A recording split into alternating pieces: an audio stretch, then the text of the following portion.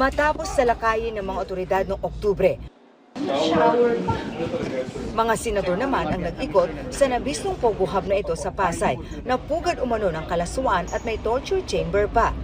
Muntik maluluha, no? Lalo na pag nung pinasok natin at nakita yung aquarium kung saan ginagawang putahe yung mga babae nakaupo doon. Nagulat din sila nang makita ang pinaniniwala ang torture chamber. Nashock din ako sa nakita nating torture chamber kung saan ginagapos ang mga empleyado ng Smart Web. Walang ilaw, walang pagkain, pasa-pasa at bugbog-bugbog ang sinapit ng mga biktima ng mga mapangahas at abusadong employer na ito. Ito ay ginagawa ng isang organized, malakas ang loob at well-connected na mga criminal syndicates. Nandito na ho sila sa Pilipinas. Naalarma rin ang mga senador na may mga na-recover ng mga government ID sa hub.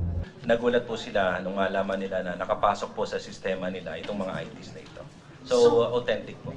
POGOs may be used as conduits to allow even enemy entities or forces and their spies into our country. Kagabi, nirecall ng Senado ang budget ng Philippine Statistics Authority matapos banggitin ni Senador Bato de la Rosa ang impormasyon ng DOJ na may 10 foreigner na nakakuha ng Philippine passports.